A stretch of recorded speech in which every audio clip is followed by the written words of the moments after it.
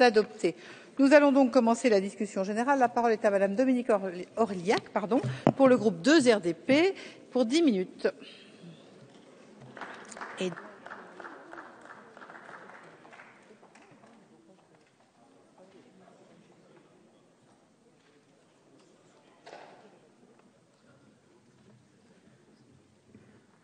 Madame la Présidente, Madame la Ministre, Madame, Monsieur le rapporteur, mes chers collègues, les différentes réformes du système de retraite menées dans les 20 dernières années par la droite, par messieurs Balladur en 93, Fillon en 2003 et Woerth en 2010, n'étaient que des réformes paramétriques de court terme et qui visaient uniquement l'équilibre comptable du système. Pour le groupe 2 RDP, la réforme des retraites doit être incluse dans une politique de protection et de cohésion sociale tout au long de la vie. Et cette réforme ne peut être dissociable d'une réflexion sur l'entrée des jeunes dans la vie active et doit prendre aussi en compte une conception de leur vie devenue plus longue que celle de leurs aînés. Elle n'est pas non plus dissociable d'une approche des risques encourus, pouvant notamment conduire à des états de santé très différenciés, des carrières heurtées, notamment en ce qui concerne les femmes.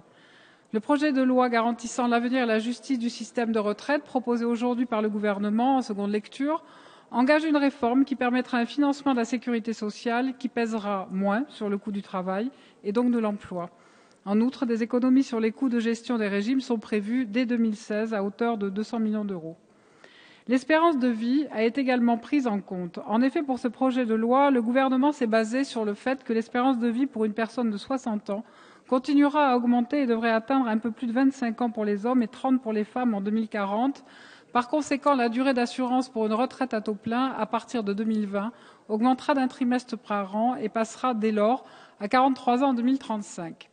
Je voudrais toutefois rappeler que l'inversion de la pyramide des âges risque de faire contribuer les jeunes générations actuelles plus fortement dans le futur concernant la pérennité de financement des retraites.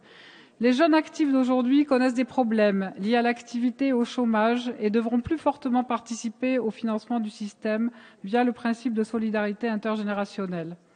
Aujourd'hui, les jeunes générations sont soumises à plusieurs changements de carrière tout au long de leur vie d'actifs, ce qui était moins le cas auparavant.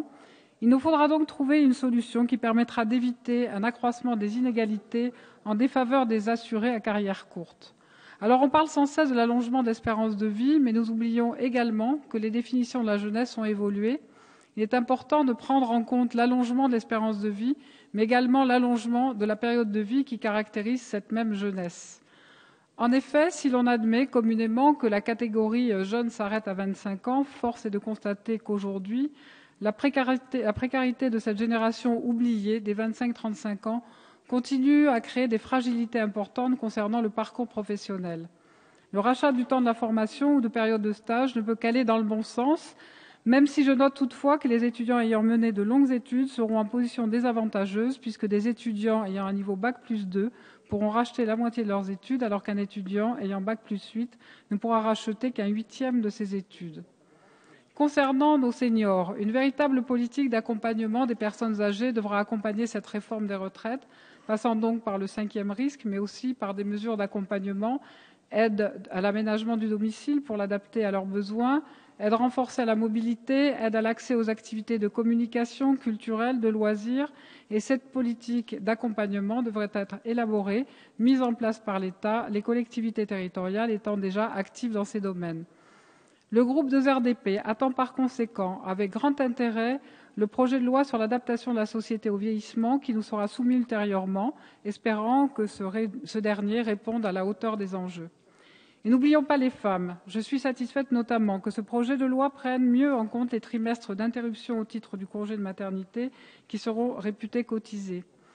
Mais je voudrais revenir sur notre proposition de suppression de l'article 4 du projet de loi que nous avons proposé en première lecture et nous redéposons donc les amendements en deuxième lecture. Cet article vise à décaler du 1er avril au 1er octobre la revalorisation annuelle des pensions de retraite de tous les régimes de base, avec pour effet d'amputer le pouvoir d'achat des retraités. L'ASPA, l'allocation de solidarité aux personnes âgées et les allocations d'invalidité ne seront pas concernées par ce changement de date puisqu'elles continueront à être revalorisées au 1er avril.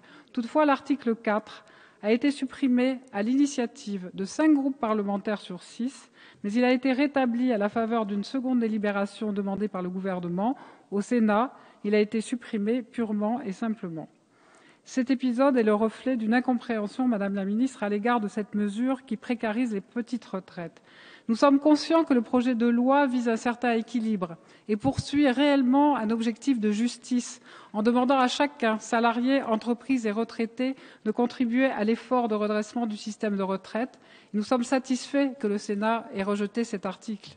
Pour ces raisons, j'aimerais rappeler que la revalorisation déjà décalée de 3 mois dans la loi de financement de la sécurité sociale pour 2009, en passant du 1er janvier au 1er avril, à nouveau reportée de 6 mois au 1er avril pour s'appliquer au 1er octobre, crée donc un décalage de 9 mois en l'espace de 5 ans. Nous étions opposés lorsque nous étions dans l'opposition au premier report de 3 mois. Il n'est pas compréhensible que par la suite, nous puissions voter un report encore plus important.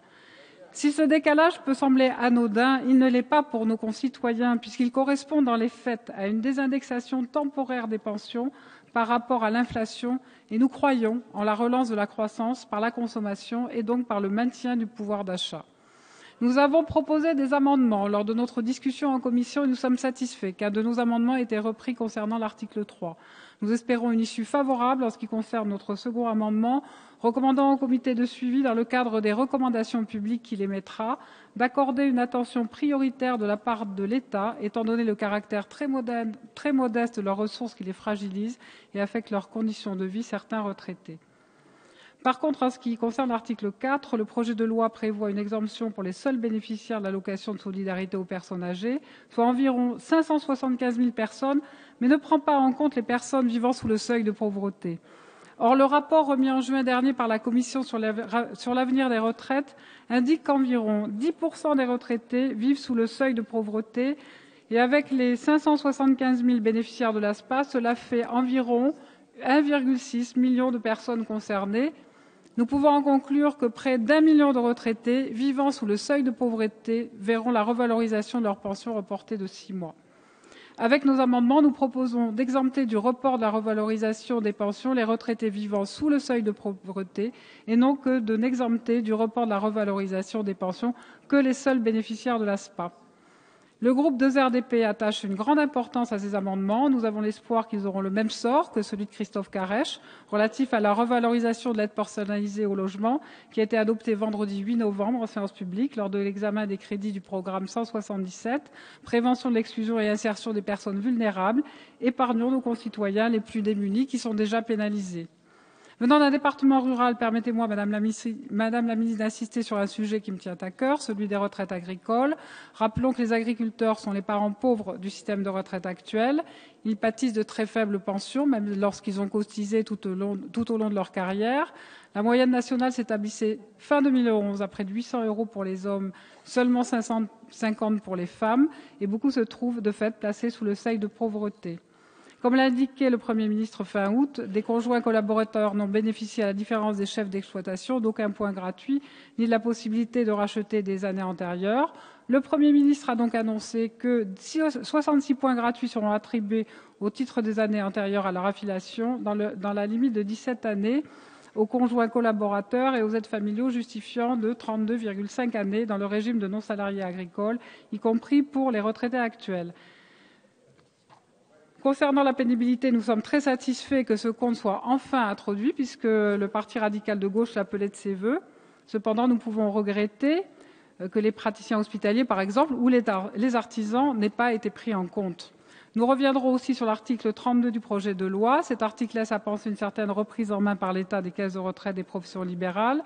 En effet, le directeur de la Caisse nationale d'assurance maladie, d'assurance vieillesse des professions libérales, nommé par décret, superviserait la gestion des régimes de base et mettrait fin à l'autonomie des sections professionnelles. Notre proposition d'amendement ne vise aucunement à garder telles quelles les dispositions concernant les régimes de retraite des professionnels libéraux, mais cet article ayant été introduit sans la moindre concertation, il nous apparaît d'autant plus surprenant que les précédents échanges avec le gouvernement n'avaient pas laissé entendre de telles mesures rédigées en urgence. Il est indispensable qu'une concertation ait lieu. Bref, en tout état de cause, les pistes qui nous sont proposées dans ce projet de loi permettront d'assurer la pérennité financière du système de retraite, d'une réforme des retraites empreinte de justice, Voilà, Madame la Ministre, c'est dans un esprit constructif, mais aussi ambitieux que le groupe 2RDP souhaite travailler au cours de nos débats pour améliorer et renforcer la réforme nécessaire, juste et équilibrée que vous nous avez proposée pour garantir la pérennité de notre système de retraite par répartition. Je vous remercie.